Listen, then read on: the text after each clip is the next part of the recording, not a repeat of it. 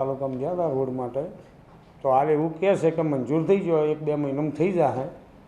તો સરકાર આ મંજૂર થયા હોવાને સ્ટેન્ડર્ડ પડેલું હોય અને જલ્દી કરે તો વાહન ચાલકોને, સ્કૂલના છોકરોને, ગામની પબ્લિકને હેડવાની તકલીફ ઓછી પડે. એકદમ તૂટી ગયો રોડ, 3 થી 4 વખત જોવાય આવ્યા પણ કોઈ આનું નિરાકરણ લાવતા નહીં.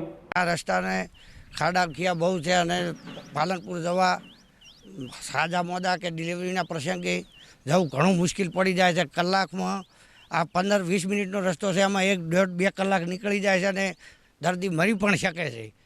એટલે આ રસ્તાનો કોઈ નિકાલ આવતો નથી. અધિકારીઓને બધાને રજૂઆત કરવા છતાંય તોય કોઈ કામ લેતા નથી, ખાલી ઠીગડા મારી અને ઉપર છેલ્લું કામ કરે છે. અને વરસાદમાં તો આનાથી 3 ઘણું મુશ્કેલી પડી જાય છે અને નીકળવાના પણ ફાફા પડી જાય છે.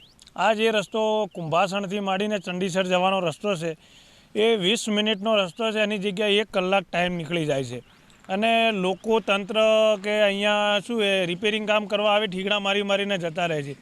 બહુ આ રસ્તા પર અવર જવર સાધનોની બહુ છે અને અહીંયા ચાલવાની બહુ તકલીફ પડે છે.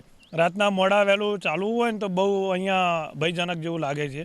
રસ્તો બહુ ખરાબ છે, રસ્તાની જરૂર છે અમારે અહીંયા. રોડ નવો તાત્કાલિક બને એવી સરકારને અપીલ છે. કુંભાસણથી છેક ચંડીસર જે આવો રોડ છે અને કેટલી અરજીઓ આપેલી છે પણ રોડ છતાં પણ બનતો નથી અને લોકો આવે છે પણ ઠીકડા મારીને જતા રહે છે અને કોઈ આમનો રોડ બનતો નથી અમારે ત્યાં.